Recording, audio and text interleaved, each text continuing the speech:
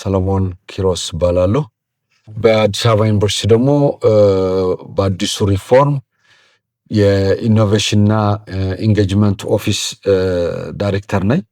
ስለዚህ በዚህ 2 ዓመት ባይዞይ 19 የአእምሮ ንብረት ነው የተመዘገበው በዚህ 2 ዓመት ተኩል ውስጥ ማለት ነው ከ2016 ጀምሮ። ስለዚህ ወደ 19 የአእምሮ ንብረት ተመዝግቦ 13 ሰርቲፊኬት ነው ያገኘነው። ባይዞይ በጣም ብዙ ነው ይሄ። እንግዲህ እዚህ ላይ ብዙ ኢፈርት ነው የተደረገው ከእያንዳንዱ ኮሌጅ ከእያንዳንዱ ተቋም በአካልም በደብዳቤም ወደ አይፒ ሊገባ የሚችል ፕሮዳክት አለ ወይ ደግሞ ስራ አለ ወይ ሐሳብ አለ ወይ። ዘንድሮ 7 ነው ያገኘነው። 5ቱ ከሲዲቲ አፍሪካ ነው፣ አንዱ ከኮሌጅ ኦፍ ሄልት ሳይንስ ነው። አሁን ሰርቲፊኬት አግኝተዋል። ስለዚህ ሐሳብም ነው አሁን አዲስ አበባ ዩኒቨርሲቲ ውጤት ብቻ አይደለም ሐሳብም ፕሮቴክትድ መደረግ አለበት ነው አሁን በዛ ዙሪያ ላይ እየሰራን ያለበትና ለየት የሚያደርገው አሁን ምንድነው ድሮ በፊት ምናልባት የፈጠራ ስራዎችን ብቻ ነበር ስናተኩር የነበረው።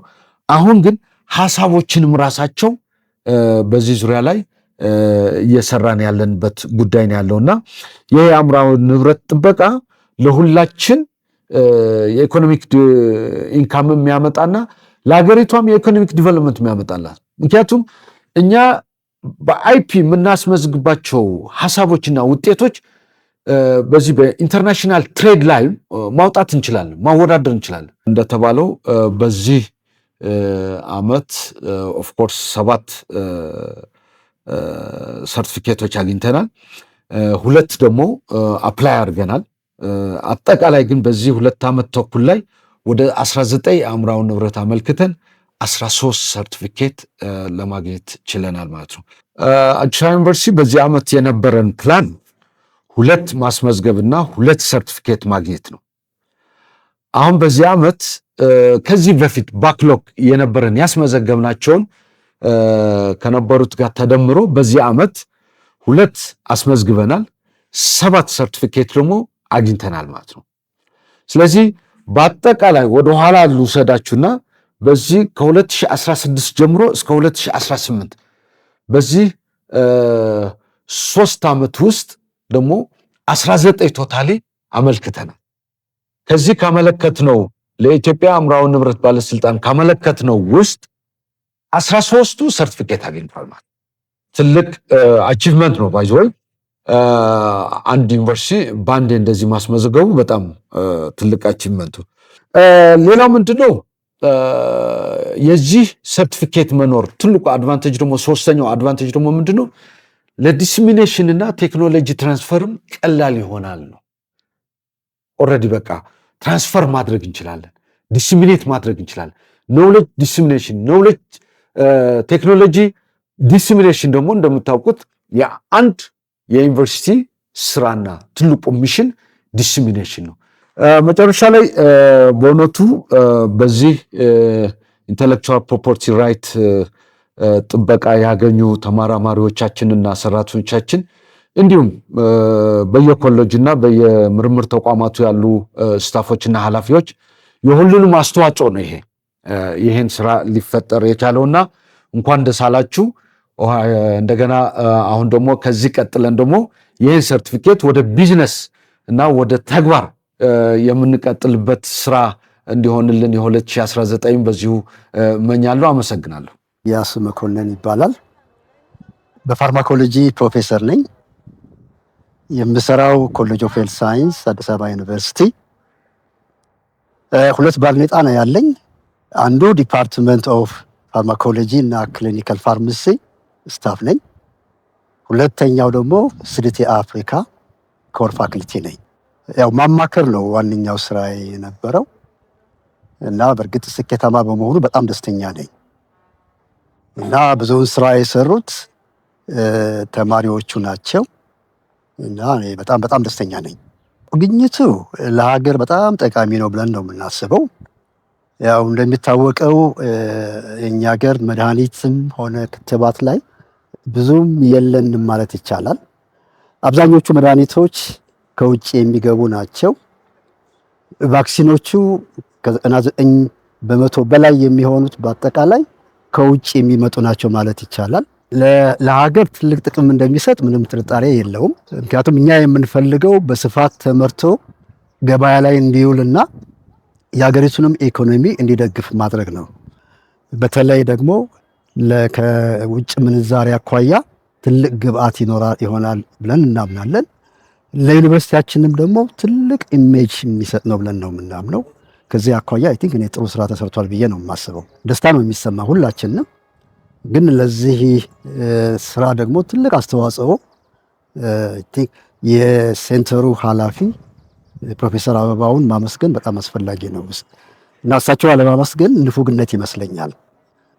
በእሳቸው ጥንካሬ ነው ይህ ስራ እንዲሰራ የተደረገው። እሳቸው ጥንካሬ ባይታከልበት ኖሮ እውነት ለመናገር ምንም ያክል ፈቅ ማለት አይችልም ነበር። አይ ቲንክ ለእሳቸው ትልቅ ክብር አለኝ፣ ምስጋናም ይቸራቸዋል ብዬ ነው የማምነው። ስለዚህ ባጭሩ በጣም ደስታ ነው የሚሰማል። አሁን የተገኘው ውጤት የመጨረሻ አይደለም፣ የመጀመሪያ ነው ብዬ ነው የማምነው። ፓተንት ተገኘ ማለት ፋይሉ ተዘጋ ማለት አይደለም። ወደ ገበያ የሚደርስበትን መንገድ ማመቻቸት ግድ ይላል። ስለሆነም በቀጣዩ ልንሰራ የምናስበው በስፋት ከፋርማሲውቲካል ኢንዱስትሪ ጋር በመተባበር ማኒፋክቸር ተደርገው ገበያ ላይ እንዲውሉና የሀገሪቱን ኢኮኖሚ እንዲደግፉ ማድረግ ነው። በፓተንት ደረጃም ቢሆን እነኚህ የመጀመሪያችን እንጂ የመጨረሻችን ሊሆኑ አይችሉም። ብዙ ፓይፕላይን ላይ ያሉ ስራዎች እንዳሉ አውቃለሁ። እነሱም በቅርቡ ወደ ፓተንት አግኝተው ሴሌብሬት ማድረግ እንደምንችል ብዙም አልጠራጠርም። ሰባ ዩኒቨርሲቲ ድጋፍ ባይኖር እዚህ ደረጃ አይደርስም እና የአዲስ አበባ ዩኒቨርሲቲ በተለያዩ ጊዜ የመጡ ፕሬዝደንቶች፣ ምክትል ፕሬዝደንቶች፣ ሌሎችም ኃላፊዎችን እጅግ በጣም አድርጌ ላመሰግናቸው እወዳለሁኝ። በተለይ ደግሞ አሁን ያለው አስተዳደር ፓተንት ላይ ትልቅ ግምት እየሰጠም ስለሆነ ለእኛ ትልቅ ድጋፋችን ነው እና እንደ ዶክተር ሰለሞን ፕሬዝደንቱ ዶክተር ሳሙኤል እና ሌሎቹ በዙሪያቸው ያሉት ሰዎች በሙሉ ትልቅ አስተዋጽኦ አድርገዋል ብዬ ነው የማምነው። ሞራልም ሆነውናል። በቀጣዩም ድጋፋቸው እንደማይለየን ተስፋ አደርጋለሁ። ማለት የምፈልገው በቀጣዩም ሌሎቹን ፕሮዳክቶቻችንን ፓተንት አድርገን እንድንገናኝ የእግዚአብሔር ፈቃድ ይሁን ነው ብለው። ስሜ አሊ ሐሰን ጃርሶ እባላለሁኝ። በትራንስሌሽናል ሜዲሲን የፒኤችዲ ተማሪ ሲሆን በሲዲቲ ውስጥ ደግሞ ሪሰርች አሶሺየት ሆኜ ለ5 ዓመት ስሰራ ቆይቻለሁኝ። ሞር ኦፍ ስራዬ ፎከስ የሚያተኩረው የበሽታ መመርመሪያ መሳሪያዎችን ማበልጸግ ላይ ያተኮረና የማይክሮቢያል ፕሮዳክት ዲቨሎፕመንት ኮች ነኝ። እዚህ ውስጥ የስራ ድርሻዬ ዋና የኢንቨንተር ነኝ። እስከ ዛሬ ድረስ ምንነታቸውና ጥቅማቸው ማይታወቁ አንተቸብል የሆኑ ኤንቫይሮንመንት አለን። ከነዛ ኤንቫይሮንመንቶች የተለያዩ ማይክሮ ኦርጋኒዝሞችን አምጥተን የተለያዩ ፕሮዳክቶች ከነሱ ላይ ዲቨሎፕ እናደርጋለን። በዛ ሂደት ውስጥ ነው ዛሬ ለፓተንት ከደረሱ ሁለቱ እኔ የሰራኋቸው ናቸው። ሁለቱ ከነዛ ከሁለቱ ውስጥ ሁለቱም ትላልቅ በኢንዱስትሪ ውስጥ ትላልቅ ድርሻ ያላቸው፣ እንደ ሀገር ደግሞ ከውጭ ኢምፖርት አድርገን ለተለያዩ ለድራግ ፎርሙሌሽን፣ ለፉድ ድሬሲንግ እና ለፉድ ኢንዱስትሪ የምንጠቀምባቸው ናቸው ማለት ነው። ስለዚህ እነዚህ ነገሮችን እዚህ ላቦራቶሪ ውስጥ ስናበለጽግ እዚሁ ባለው ሪሶርስ የሰው ኃይል ያለን ማሽን እንዲሁም ማይክሮ ኦርጋኒዝሞቹን ጨምሮ በእኛ የተሰሩ ናቸው ማለት ነው። እነዚህን ሂደቶች ናቸው ያስመዘገብናቸው እና የጎላ ሚና ያላቸው ናቸው። ለምሳሌ አንድን ነገር ከሌላ ሀገር ወደኛ ሀገር ስናስገባ ያለን ሃርድ ከረንሲ ሉዝ እናደርጋለን። ሁለተኛ ደግሞ እነዚህ ነገሮች ደግሞ ካምፓኒ አሁን ብናረግና ብንሰራ በዛ ዘርፍ የሰለጠነ የሰው ኃይል አልነበረንም። ኦልሬዲ አሁን የሰለጠነ የሰው ኃይል አለን። ሲስቴሙንና ሂደቱን በደንብ የተረዳ የሰው ኃይል ማሽን፣ እንዲሁም ይሄን ነገር ማበልጸግ የሚችል ሁሉ ነገር የተሟላ ስላለን በቀላሉ ያንን ሰብስቲዩት ማድረግ ይቻላል ማለት ነው። እዚህ ስራ ውስጥ ብዙ ሰዎች ተሳትፏል። ከዩኒቨርሲቲው ስንጀምር ዩኒቨርሲቲ የተለያዩ ፋሲሊቲዎችን ሳፖርት አድርጎናል። የተለያዩ ለፓተንት ኦፊስ አፕላይ ስናደርግ ከሰዎች ጋር ኮንታክት እንድናደርግ ረድቶናል። ሁለተኛ ደግሞ እንደ ሴንተር ደግሞ ለዚህ ነው መጀመሪያ ሴንተሩም የተፈጠረው።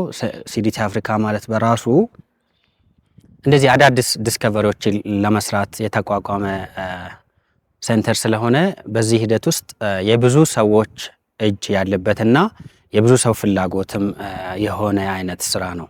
የሲዲቲ አፍሪካ ቲም አብረን የምንሰራቸው ብዙ ሰዎች አሉ። እነሱን እንደ ሴንተር ማመስገን እፈልጋለሁ። የሴንተራችን ኃላፊ ፕሮፌሰር አበባው ፍቃዱ በደንብ እነዚህ ነገሮች ሰርጾ ህብረተሰብ ጋር እንዲደርሱ በደንብ ተግቶ የሚሰራ ፕሮጀክት የሚያመጣ በራሳችን ተነሳሽነት ነገሮች እንድንሰራ የሚፈቅድልን ሰው ከመሆኑም አንጻር በጣም ትልቅ ሀገራዊ እይታ ይዞ ይሄ ሴንተር እየመራ ያለው ነው። በደንብ ከልብ አመሰግናለሁኝ። ሁለተኛ ደግሞ ዶክተር አብርሃም አሁን ከኛ ጋር የለም። እነዚህን ነገሮች ሲሰራ ሲያማክረኝ የነበረው ሰው ነው። በደንብ ተሳትፎበታል። እሱንም ከልብ አመሰግናለሁ።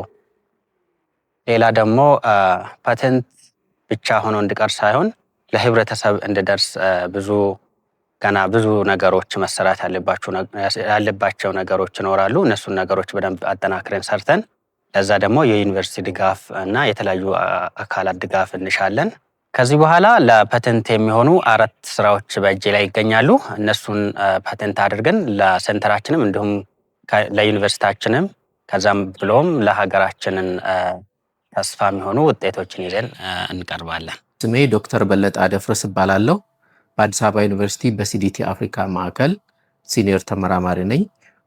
በማዕከሉ ደግሞ የመድኃኒት ምርምር ላይ እመራለሁኝ። እሺ፣ እኔ እንግዲህ ከ5 ውስጥ 3ቱ እነኚህ ኦሪጂናል ፓተንቶቹ ዋና ፓተንቶቹ ላይ ነው የተሳተፍኩት። ዋናው የኢንቬንተሮችን ሊድ የማደርገው ነው የነበርኩ። ትልቁን ኮንትሪቢዩሽን የሚያደረግኩት እኔ ነኝ።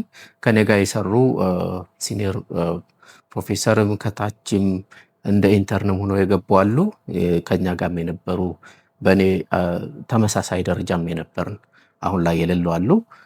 እንደ ዋና ኢንቬንተር ነኝ እነኚህ 3ቱ ላይ ማለት ነው። ያው ብዙ ጊዜ ዩኒቨርሲቲ ላይ በማሳተም ወይም ፐብሊሽ በማድረግ ነው ብዙ ጊዜ ፎከስ የምናደርገው ወይም ደግሞ ትኩረታችን። አሁን ፓተንት ማድረጋችን ወይም ደግሞ የአእምሯዊ ንብረት ማግኘቴ ትልቅ ደስታ ፈጥሮልኛል።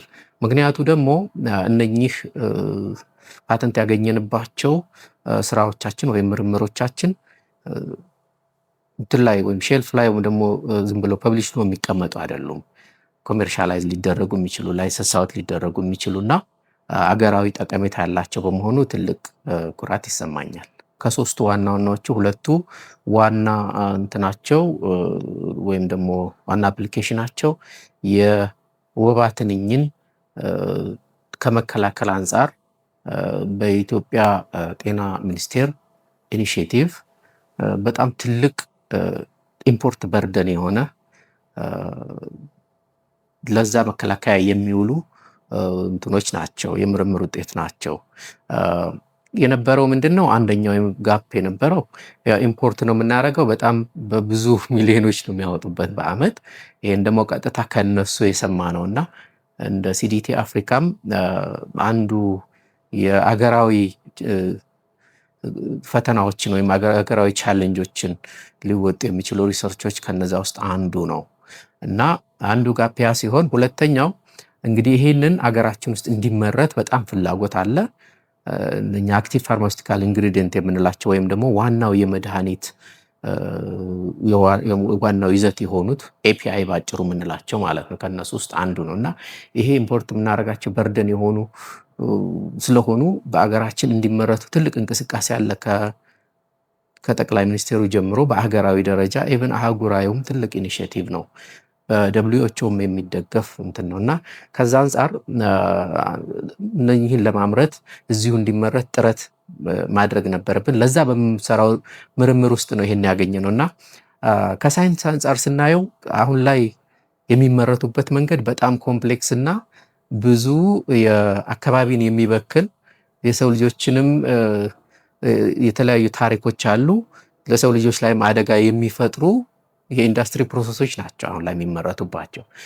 እሱ በእኛ ሀገር እንትን ብዙ ኮስት የሚያደርግና ማለት ብዙ ወጪ ያለበት ሆኖ ስላየ ነው ይሄንን አዲስ የሚመረትበትን ሂደት እና አዳዲስ ሬጀንቶችም ወይም ኬሚካሎችን አዳዲስ ግብአቶችን በመፍጠር ነው ለዚህ የበቃው ማለት ነው። አንደኛው ከሳይንስ ወይም ካለው ከአመራረቱ ቻሌንጅ አንጻር ለዛ ነው ፓተንት የሚያገኘንበት አዲስ የምናመርትበት ግብአቶችና ሂደቶችን በዚህ በሪሰርች ያገኘን ስለሆነ ነው። ሁለተኛው ደግሞ ያው በሀገራችን አንደኛው ከባዱ እንትን በተለይ ሆስፒታል ወይም ጤና ሴንተሮች የተለያዩ የጤና እንትኖች ተቋማት ላይ ብዙ ጊዜ ኢንፌክሽን አለ። እነኚህ ሆስፒታል አኳየርድ ኢንፌክሽን ይባላሉና ይሄም ደግሞ የተነሳንበት አንዱ ምክንያት ኮቪድ ይህን ምርምር የጀመርነው ከኮቪድ በፊት ነው። ኮቪድ ከመምጣቱ በፊት ነውና አንዱ የነበረው ጋፕ ምንድነው? በሆስፒታሎችና በጤና ጣቢያዎች ሪኢንፌክሽን አለ። ሰዎች እዛ ከገቡ በኋላ ኢንፌክሽን ይፈጠርባቸዋልና አንዱ የእጅ መታጠቢያ የሌለባቸው ብዙ ቦታዎች ይኖራሉ እናውቃለን። ሳሙና የማይቀርብባቸው ቦታዎች አሉና እዛ ላይ የእጅ ማጽጃ ወይም ደግሞ አንቲሴፕቲክ የምንላቸው የሰርፌስ ለምሳሌ አካባቢውን የሚጸዳበት ዲስኢንፌክት ማድረጊያዎች እነዛ ላይ ስናይ የነበረው ጋፕ ካየን በኋላ አንደኛው ከዚህ በፊት ተሞክሮ በእጅ ማጽጃ ለምሳሌ ተሞክሮ እጃቸውን ያቃጥላቸዋል ደጋግመው ሲጠቀም አንድ ሰው ለምሳሌ ሳኒታይዘር ብትወስዱ ደጋግመን ስንጠቀመው እጃችንን ያቃጥለናል አይደል? አንዳንዱ ደግሞ ፈሳሽ ይሆንና ገና እንትን ሳንለው ገና ከሳኒታይዘሩ እንትን ላይ አድርገን ልክ ገና ማሸት ሳንጀምር ኢቫፖሬት ማድረግ ይጀምራል። ይሄ አንዱ ፈተና ነበርና ሁለተኛው እጃቸውን ሲያቃጥላቸው ደጋግመው ለመጠቀም አይፈልጉም። ስለዚህ እሱ ላይ አንዱ ትልቁ እንትን የነበረ ነው። ሶስተኛው ደግሞ ኬሚካሎችን ሰዎች ይፈራሉ። ሰው ሰራሽ ኬሚካሎችን ሰዎች በብዛት ለመጠቀም ቆዳቸው ላይ ለመጠቀም ይፈራሉ። ስለዚህ እኛ ያደረግነው ምንድነው? ሁሉም ነገሮች ከተፈጥሮ የሆነ ምንም አይነት ሰው ሰራሽ ኬሚካል የሌለው የናቹራል አንቲሴፕቲክ የምንለው ለእጅም ለተለያዩ ሰርፌስ ኢንፌክት ወይም ደግሞ ኢንፌክሽንን ለመከላከል የሚያገለግል የሱ ፈጠራ ነው አንደኛው። ለመቀነስ አንዱ እንቅስቃሴ ያለው እጅ መታጠብ ነው። ከዛ ቀጥሎ ይሄ አቅርቦት በሌለበት ደግሞ የእጅ ማጽጃ ወይም ደግሞ ሃንድ ሳኒታይዘሮች ናቸው። ስለዚህ እኛ ሰዎች ተፈጥሯዊ የሆኑ ነገር ግን ሲጠቀሟቸው ኮንቪኒየንት የሆኑ ለቆዳቸውም ጥሩ ጥቅም ያለው የኢንፌክሽን መከላከያ ነው። ይሄ ደግሞ በሆስፒታልና በሄልዝ ሴንተር ወይም በጤና ጣቢያዎች ያለውን ኢንፌክሽን ለመከላከል ሰዎችንም ከአንዱ ወደ አንዱ ተላልፎ ራሳቸውን ለበሽታ እንዳይዳረጉ ለመከላከል ትልቅ የጤና እንትን አለው መከላከል ማለት ነው። አሁን ላይ በደንብ አድቫንስ ያደረጉ ለፓተንት እየደረሱ ያሉ ሌሎቹ ደግሞ ገና የሆኑ አሉ። ሶስተኛ ደግሞ ልናመርታቸው ያቀድናቸውም አሉ። ወደ ምርት ልንገባባቸው ያሰብናቸው አሉ። እሱን በኤኤዩ ኢንተርፕራይዝ ውስጥ አሁን ልናመርታቸው ዝግጅት እያደረግንባቸው ያሉት እንትኖች አሉ።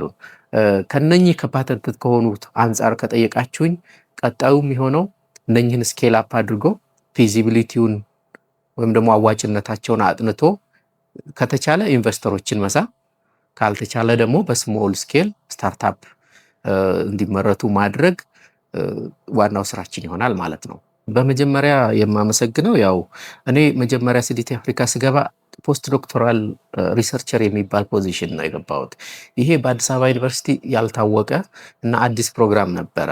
አዲስ አበባ ዩኒቨርሲቲ ይሄንን የሲዲቲ አፍሪካን ፕሮግራም ሪኮግናይዝ አድርጎ አፕሪሺየት ማድረጉ አንዱ ትልቁ ሊመሰገን የሚገባው ነው። ምክንያቱም የታወቀው ተማሪ አለ፣ ከዛ አካዳሚክ አስተማሪ አለ ወይም ደግሞ ፕሮፌሰር ይኖራል። ያንን ፓስ ተቀጥለው የሚሄዱ ነው። በጣም ወሳኙና ብዙ ጊዜ አዳዲስ ተመራማሪዎች የሚፈተኑበት ስቴጅ ፒኤችዲያቸውን ጨርሰው ልክ ወደ አሲስታንት ፕሮፌሰር ወይም ደግሞ አሶሺየት ይገባሉ አይደለም። በዛ በሚገቡበት ጊዜ ራሳቸውን ለሪሰርች ብቁ ባላደረጉበት ሁኔታ ስለሚገቡ ሪሰርች መስራት ብዙውን ጊዜ ይቸገራሉ። ማስተማር ላይ ይጠመዳሉ ወይም ደግሞ የአድሚኒስትሬቲቭ ወይም የአስተዳደር ፖዚሽንን ለመያዝ ይመርጣሉ። ይሄ ደግሞ ምርምርን ይገታል። ያ ሰው ይህን ፈተናዎች ስለሚገጥሙት ነው። ነገር ግን ያ ፖስት ዶክተራል ፖዚሽን ማለት ፒኤችዲውን ጨረሰ አንድ ሰው ራሱን የቻለ ተመራማሪ እስከሚሆን ተጨማሪ የምርምር ጊዜ ነው። ማስተማር የለም፣ ሌላ አድሚኒስትሬሽን የለውም። ጀስት ምርምር 100% ታይሙን የስራ ጊዜውን ምርምር ላይ ነው የሚያሳልፈው እና ያንን ኦፖርቹኒቲ በመፈጠሩ ነው እንግዲህ የአዲስ አበባ ዩኒቨርሲቲ ይህንን እንዲፈጠር በማድረጉ ነው። ይህን ፕሮግራም ኢኒሼት ያደረገው ሲዲቲ አፍሪካ ነው። ሰው አዲስ አበባ ዩኒቨርሲቲን ከዛ አንጻር ሳመሰግን አዲስ አበባ ዩኒቨርሲቲን ብያለሁ። ሁለተኛ ሲዲቲ አፍሪካ ከፈንዲንግም ያው እኛንም እዚህ ውስጥ ገብተን እንድንሰራ ስለፈቀደልን ትልቅ አክብሮት አለኝ። ይሄንን ትልቅ እኔ አሁን ኬሚስት ነኝ። አንድ ኬሚስት ኢትዮጵያ ውስጥ ተምሮ ብዙ ስቴጆችን የሄደ አንድ ኬሚስት ሀገራዊ ኮንትሪቢዩሽን ወይም ደግሞ ሀገራዊ ተጽዕኖ ከሚፈጥርባቸው ምርምሮች ውስጥ ገብቶ መስራት ትልቅ አስተዋጽኦ እንዳለው ያየሁበት እና ይሄ እድል እንደ ሴንተር ሊመሰገን ይገባዋል።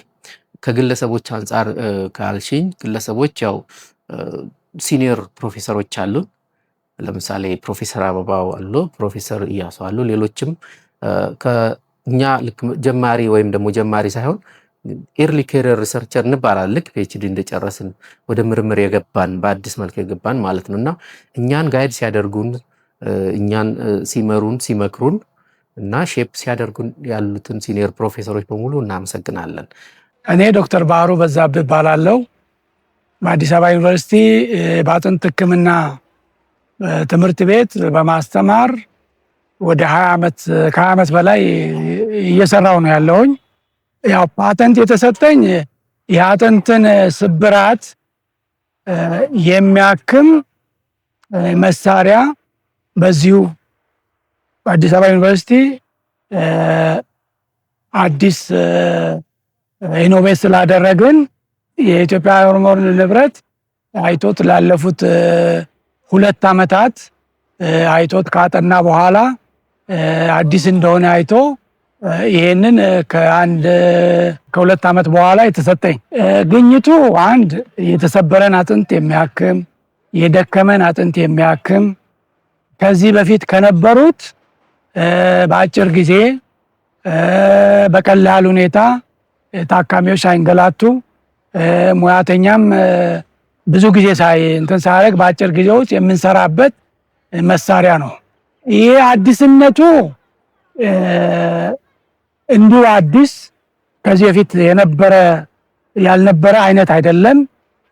በአጥንት ሕክምና ብዙ አይነት ሕክምናዎች ሲደረጉ ነበር። የነዛን ሕክምና ሲደረጉ የነበሩትን የአንዱን ጥንካሬ የሌላውን ድክመት በማየት ከነዛ ከሁሉ ባለፉት 20 ነው 30 ዓመታት በነበርኩበት ጊዜ ተሰብስቦ አንድ በማድረግ ሌላም የራሳችንንም እይታ በመጨመር መጥቶ አጥንትን ሊያክም ይችላል በማለት የሰራነው ስራ ነው። ትልቁ የአጥንት ሕክምና እንግዲህ በሀገራችን ከተመሰረተ ወደ 30 ዓመት በላይ ነው። በዚህ ጊዜ ውስጥ አንድም የሆነ በሀገር የተመረተ የተሰራ የአጥንትን ችግር የሚፈታ መሳሪያ የለንም፣ እየተሰራም አይደለም። ይሄኛው አንዱ ቁጭት ሰጥቶን ይህንን ሀሳብ ልናፈልቅ ይችለናል። እንግዲህ ሀገሪቱ በተለይ አሁን ከ15-20 ዓመት ወዲህ እነዚህን መሳሪያዎች ከውጭ ለማስገባት በብዙ ሚሊዮኖች የሚቆጠሩ ዶላሮችን እያጣች ነው እና ከቻይና ከህንድ እንደዛ አይነት ሁኔታዎች ስላሉ ይህንን ችግር ይፈታል በሚል አይነት ነው ቁጭት ተሰምቶን ይህንን መሳሪያ ለማሰብና ወደ ተግባር እንዲገባ ጥረት እያደረግን ያለን ነው።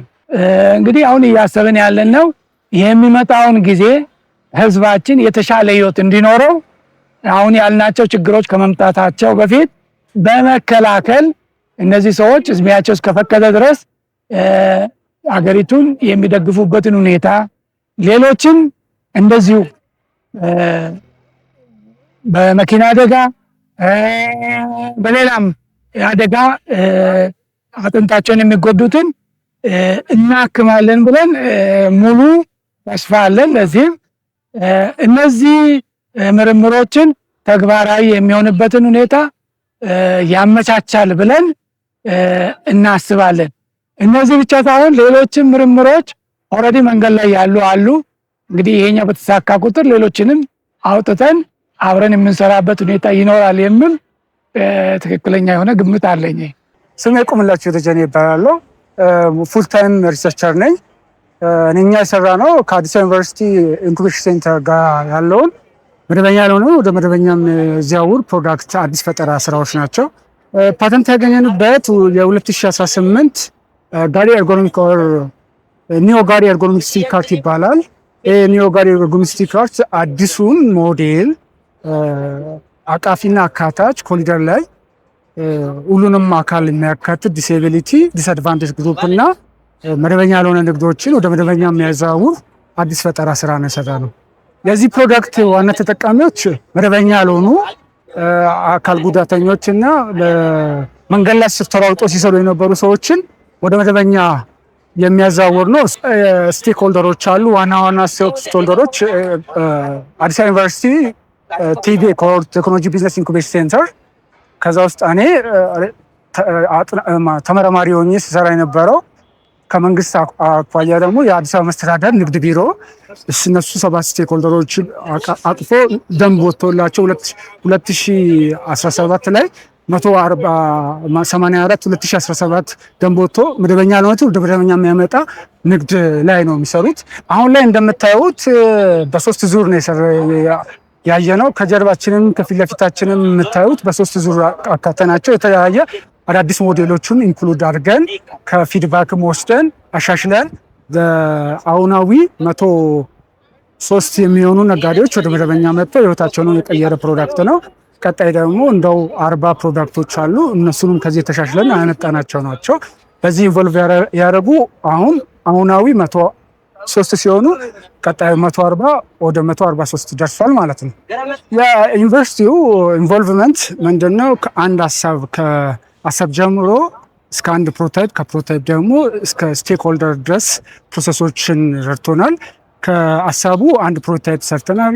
ከቨርቹዋል እስከ አክቹዋል፣ ከአክቹዋል ደግሞ እስከ ፓይሌት 3 ዓመት ሞክረን ከ3 ዓመት በኋላ ደግሞ እንደዚህ ከኋላችን የምታዩትን ፕሮዳክቶች እዚህ እንዲደርሱ ሰፖርት አድርጎናል። በ3 ታይም እንወስደዋለን የነበረው አሻሽለን፣ አሁናዊ ደግሞ ከፊድባክ ከኢንዲዩዘሩ ወይ ደግሞ ከማህበረሰቡ ከሁሉም አካል ወስደን ያንን ወሰድነውን አሻሽለን ከኮሪደር ጋር የሚመጥን ነገ ደግሞ ስማርት ሲቲ ቢልድ እየሆነ ስለሆነ ስማርት ሲቲን የተጠቃሚ አካላቶች ደግሞ አዲስ አበባ ዩኒቨርሲቲ ማህበረሰቡ እና ከተማውም የሚጠቀምበትን የተሻለ ፊድባክ የሚሆን ፕሮዳክት ሰርተን አዲስ ፓተንት የምናገኝበት እድሎች ይኖራሉ ማለት ነው።